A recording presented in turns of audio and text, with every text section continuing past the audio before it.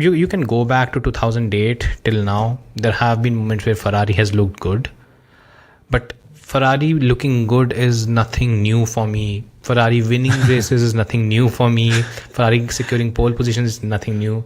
Them improving, again, fine. Them winning, a couple of races on the trot, okay, seen it before. Yeah. Contending for titles, been a while. Winning titles, I think most of the Formula 1 generation currently has not seen Ferrari win a title.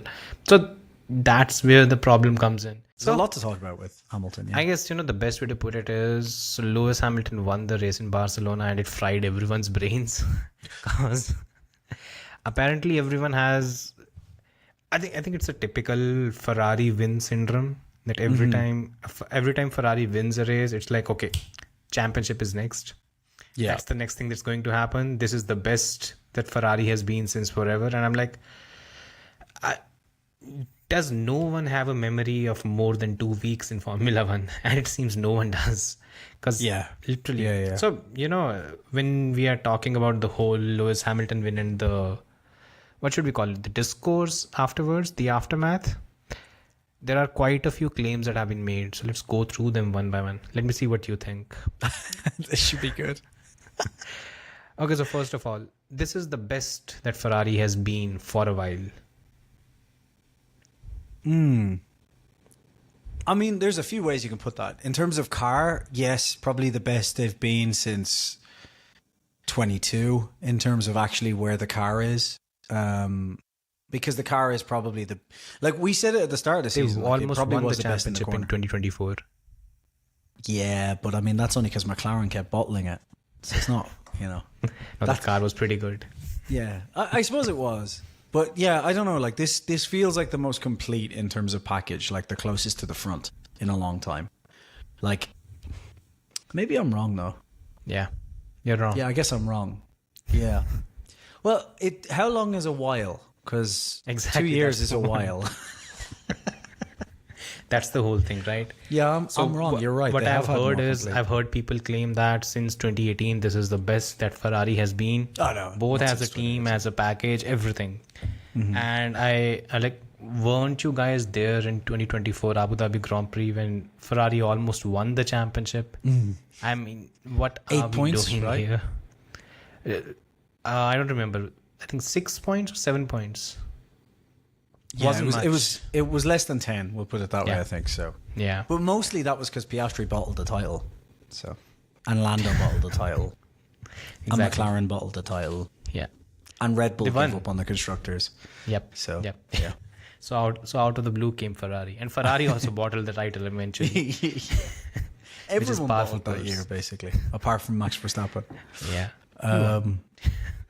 Yeah, I will say, like, the thing is, it really depends on how the rest of the season goes, right? Because, like, this is the problem with recency bias. Like, they looked very complete at Barcelona. Like, that's a hard track to win at unless your car is very efficient. Yeah. They won there. They were on top of tires. Like, they looked complete. They didn't make any huge blunders. Leclerc did, but the team didn't. And, they got through the whole weekend very well. But, like, how many teams have done that once off and then been nowhere afterwards? So this really depends on if they're still having weekends like that as we get to the latter half of the season, then sure, we could start saying, okay, this might be one of their stronger seasons. But after one race, no. Like, no. That's the whole thing for me, right? Because we are coming to Barcelona after the race weekend in Monaco, where Mercedes was on pole. Red Bull was on the front row and the Ferraris were on the second row in Monaco. And from there we've come to this track, and of course they won, and kudos to them. It also had a lot to do with, first of all, Ferrari is now out of sync when it comes to the upgrade packages that they're going to bring. They've brought 2 major upgrade packages. Almost every other team, as in the top 3 teams, have brought 1 major upgrade package, and we've seen how much of a jump you get from bringing an upgrade package to at any particular event. Mercedes will have a chance to respond. McLaren will have a chance to respond. Red Bull is bringing an upgrade in Austria. Yeah. So they will also make a jump. And somehow that's where I think things get a bit murky. because you look at it from a very foundational thing. Okay, they will get the power unit concession, sure. How much of an improvement it is going to be until we see it on track, it's way too early to jump to any conclusions. The good news is we'll see it on track this week. Well, the first upgrade we'll see on track this weekend. Yeah, the first new apparently homologation, it is supposed to bring 7 bhp. That's the claim that is being made right now. I mean, Decent. like this, I am glad one prediction I made a couple of years back has held up, to be honest, which is I said that the engines would be a differentiator, but I said that they wouldn't be the massive, like, this is going to take years to catch up like it was in 2014. I was like, I reckon they'll be fairly close to where aero could make a difference. And that does seem to be the case, to where 7 brake horsepower is a decent upgrade. Yeah. Where 7 brake horsepower, if you were facing a 2014 Mercedes, would have been like, okay, keep going. Like, they were 50, I think 50 something. It was a massive amount. Massive, anyway, yeah. So I'm glad that is the case. It's not unsalvageable where we're at, basically, which is good. Yeah. You know, I'm also hoping that Honda also gets the chance to improve. That's also a thing there. Yeah, because we all want the Lance Stroll title, don't we? Of course, that's what the world wants, right? It's not what the world wants, but it's what the world needs right now. Maybe if Lance Stroll wins a title, Iran, Israel, and America will look at each other and be like, "Yeah, what the fuck are we doing?" You know, like, this is pointless, guys. The world's fucked. Let's just give up. Let's be nice to each other. Lance Stroll just won a title. Anything can happen. Yeah. Anyone can do anything in that case, right? If Lance Stroll wins a title, then yes, you can believe anyone anything. Can do anything. Yeah, pretty much. Mm-hmm. Yeah. So for me, actually, this is where the whole issue comes in with the entire Ferrari thing right now, because you can go back to 2008 till now. There have been moments where Ferrari has looked good, but Ferrari looking good is nothing new for me. Ferrari winning races is nothing new for me. Ferrari securing pole positions is nothing new. Them improving, again, fine. Them winning a couple of races on the trot, okay, seen it before. Yeah. Contending for titles, been a while. Winning titles, I think most of the Formula 1 generation currently has not seen Ferrari win a title. So that's where the problem comes in, because this is the story that we've seen far too many times. Remember 2015, Vettel won the second race of the season, wasn't supposed to, and everyone thought, okay, Ferrari's back. Yeah. He put together a decent season in 2015. 2016, they took a step back. 2017, 18, and so on. They never really took that final step to become title winners or stuff. 2017, 2018, perfect example. You could say maybe similar 2012, maybe not so much, but like, you know, they start strong or they have very strong races, and then the upgrades, the strategy, things fall apart under pressure, you know? Yeah. So this is why what I said, it's like, like if they continue exactly like they did in Barcelona, it's going to be a very strong season. But that's a Barcelona big was because Barcelona was also a result of very, very extreme and extenuating circumstances that worked for Ferrari. It was a high dig track. It was a very extremely low grip surface, very high temperatures that completely worked in favor of Ferrari. Yep. These conditions are not going to be replicated anywhere else, right? So if Ferrari works like a charm in these particular conditions, how can we be sure that it will work on every other track, right? That's where the concern comes in. Ferrari could end up not winning a race until, you know, at the end of the season, like for all you know, 100%. Next season, who knows? Like, we've been here before. Because that's Ferrari. That's just the whole thing, right? So it's sorry I was just going to say the last thing is, like, it's the old Christian Horner thing where he's right, where he's like, give me, like, I need to see it at like this race, and this race before I can tell you if we've got the most dominant car. You know, like, it's like, we were dominant at Bahrain, but I need to see it at Barcelona, I need to see it at Monaco, I need to see it here, because there's just every track is so different. Characteristics, pretty much. Exactly. And that's why, you know, the whole thing that this is the best that Ferrari has been since a long time. I don't really buy the whole thing. I think Ferrari as a team performed better in 2024. They were closer to the championship in 2024. They started ridiculously well in 2022. They had 2 wins in the first 3 races. I'd love to see more, but making such massive sweeping claims this early in a championship battle, I really don't see the point. I think it's a bit preposterous. It's F1. It's what everyone does. Exactly. That's why I keep saying having a memory of just 2 weeks. It hurts. It hurts making any knowledgeable The discourse. worst part about that is having that 2 or 3 race memory seems to infiltrate the paddock as well. That's what it I was doesn't about seem to to say, be right? exclusively just for fans, right? Yeah. Like it's literally like now everyone's like, oh well, Russell just isn't cut out to be a title winner. It's like, Oh yeah, and has Hamilton. anyone watched his career? Yeah, apparently. Lewis Oh, by the Hamilton, way, yeah. Next part is Lewis Hamilton a title contender now? I like the thing is, here's what I'll say. The simplest way to put this is if the car continues the way it is, then I think yes. And purely because Wait a minute. If the car continues the way it if is, the car in terms is of able what to are you- perform, as in if the car is able to actually challenge for wins every weekend, like not necessarily the most dominant car, it doesn't even need to technically be faster than the Mercedes, but like if it's back and forth between Mercedes and Ferrari for the rest of the season, then I think yes, because clearly Hamilton is very happy with this car and it's extracting the best of him. And I think he's going to be in a situation where if that happens and Leclerc is under pressure the way he is, then I think Ferrari will start getting behind him more. They'll start pushing things more his way. Ferrari has no qualms about putting everything behind one driver, whereas you've got you a can also 19-year-old... bank on Lewis pushing that as well. Exactly. Right? Yeah. To give him credit too, he will push for that. It's not like it just, the driver has to push for it as well, obviously. But like, you've got a 19-year-old in the other seat and a George Russell who's desperate. So like, out of all the people there, if it was equal machinery, I'd put my money on Antonelli, but I could see Hamilton being a threat, Yeah. Because Antonelli, I think, is a force right now. And I think, as much as I think Lewis Hamilton can beat him outright on experience, I'm not sure on pure pace anyone can beat Antonelli right now, other than like Max and, maybe Leclerc in the right car. But we're talking about this season, these cars. Antonelli seems to be the one who's, riding this pretty quickly.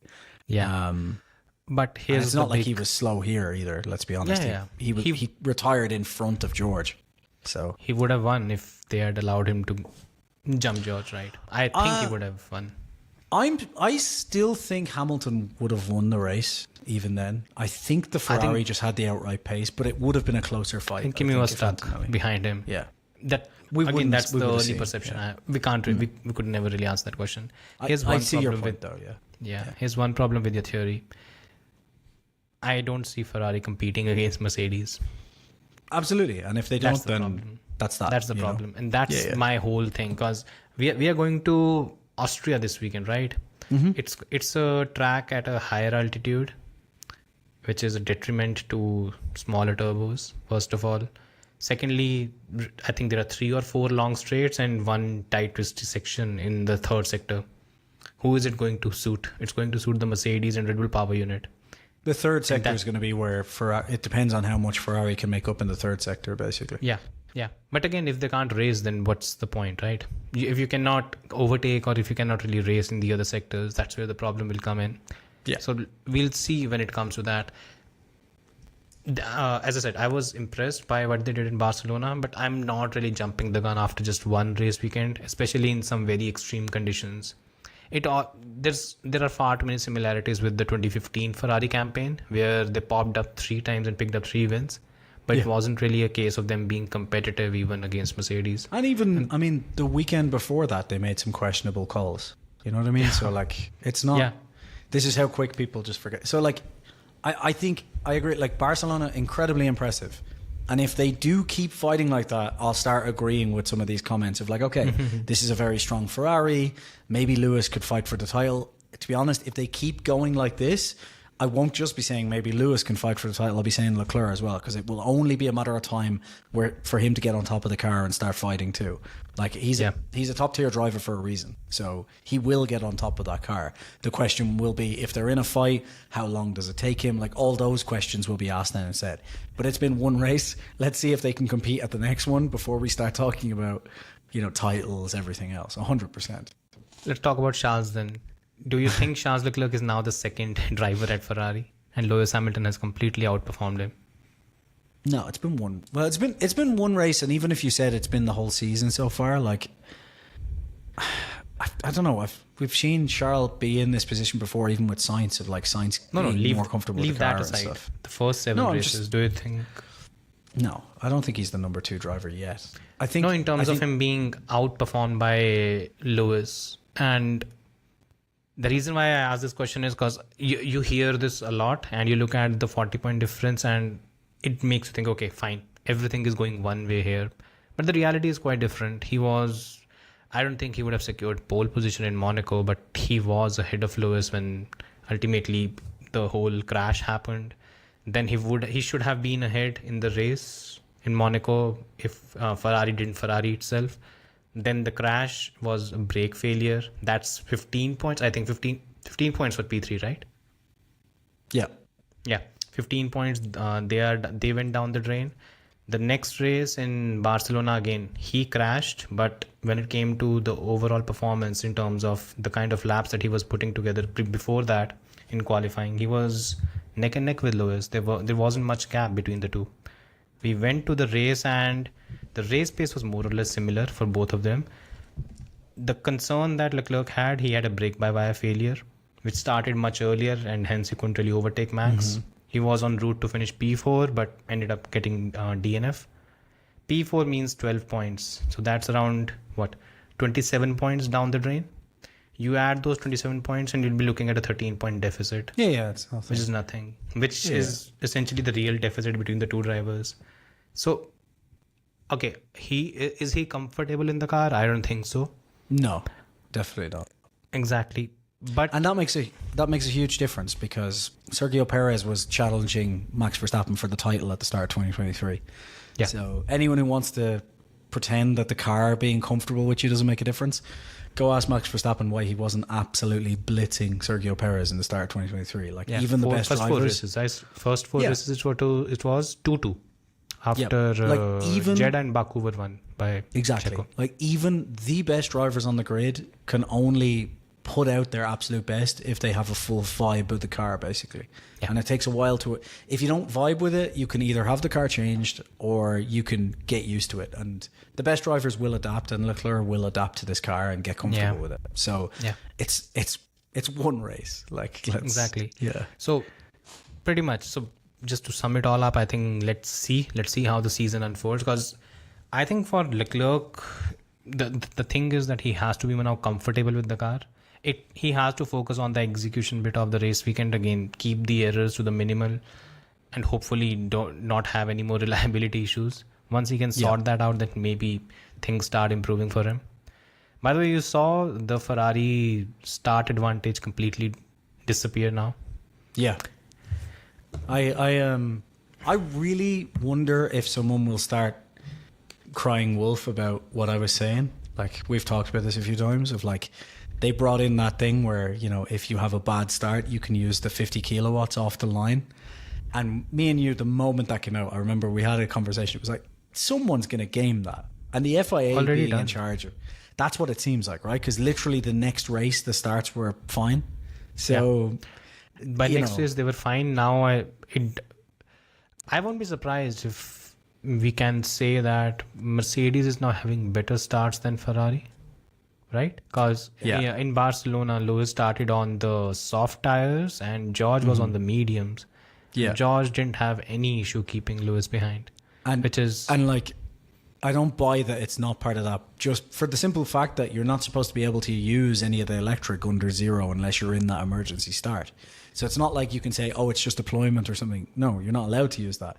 Exactly. So a car with a smaller turbo that's able to spool up, you should be getting better starts on average, even if it's more minimal over time. You shouldn't have gone. I'm just surprised they haven't asked about that yet. Maybe there is some talks behind the scenes, but so there are two reasons here. First is that Leclerc, after the first couple of races, he had said that it is only a matter of time before the teams catch up, because the issue is calibration of both the clutch and how the turbo is being spooled. So if during the formation lap you can optimize that to a certain point, then the starts are fine. There won't be much of an issue. The problem that a lot of these guys were facing, it essentially came down to in the first few races when Ferrari had the edge. Ferrari was able to spool the turbo much easily, and hence it had a much better jump off the line. Yeah. Now that advantage seems to be gone. It was very suspicious, the way too early. timing. Yeah, and suspicious of the timing of like, they brought in this emergency thing and literally that race, all of a sudden the starts were like Ferrari's start advantage was gone. And it's like, this seemed like in Miami, Leclerc did get ahead, but he didn't jump off the line the way he did before. And he only kind of got ahead because the two guys in front kind of pushed each other. Max and Kimi pushed each other off. Yeah. So it wasn't like he got a dive and like was straight ahead of them either. So very suspicious to me that the one, like literally that race, immediately everyone was on top of it. And I'd be surprised if we don't find out later on that a team figured out how to basically be in emergency mode and, you know, use Barcelona was a test for me, right? Between Miami and Barcelona, there was Monaco and Canada, and you can say, okay, there are small. You can't really make up much in terms of because they're very between quick the starting runs, line and the first even there isn't much of a gap. But again, you really cannot. I don't know. It's a political failure for Ferrari, right? That's what it is. And I'm suspicious. Oh yeah. Let's see. Maybe. Who knows? Because even Red Bull is sorted now. If you remember earlier, Red Bull would continue to have these issues. Even Audi doesn't look as bad. Like all of them look fine. Yeah. Yep. So true. It's just real suspicious how quick all of a sudden the starts are just fine now. Like, you know, just within one race, the chaos ended. And you're like, on the name of safety, they completely changed everything, right? So, But like that, again, you're supposed to only do that if you get bogged down. So is not give you any everyone just saying benefit. We got bogged down? And I was saying to you, the problem with the way they wrote that rule was like, even if you had to give up 50 kilowatts on that lap, it wouldn't make a huge amount of difference over the course of the lap. Yeah, it won't. You know? It won't. So you gain it, I was saying, gain it while braking. Yeah. It's nothing. I was saying they should have it should have been a thing of if you have to use that, it gets you off the line and then immediately like you can't use power for that. Like something to make it super obvious that you've used it. So like you drop back almost immediately afterwards so that we know, oh, they had to use it. And this feels, I don't know. No, I agree with you. I don't trust that. I agree. Yeah. Also, another thing, since we're talking about the Ferrari Mercedes thing, Mercedes is apparently struggling with the battery reliability. That's what hurt Kimi. That's what hurt George in Canada. That's what hurt Lando in both Monaco and Canada. It seems that that's where they are struggling right now, and they're not entirely sure how to fix it, at least in a short period. Okay. So maybe that could be a bit of a joker when if it becomes a title battle between Mercedes and Ferrari, and Mercedes doesn't have a power unit that is reliable. That is where things could become interesting. I mean, reliability is one of those big problems because it causes huge swings. Like massive. It's not, you know, like having the second best car, you're losing, say, 7 points on a weekend. All of a sudden it becomes 25 if the engine blows. Just happened in Barcelona. Yeah, exactly. Lewis gained 25 points on Kimi. Instead of 7, basically. Yeah, so pretty much. Could be a real problem. And, you know, fair dues to Red Bull, who obviously built the best engine overall. It's not. Thank you, it's not like, Horner, by the way. Not like there was anything wrong at all with the Aguo system. None at all. Even Mark Hughes is also claiming that maybe there is an element of Mercedes and Ferrari gaming the system. He also said that. Yeah. Sorry. No, go ahead. He also said that as soon as the whole thing came out, the very next race Ferrari won. How did it happen?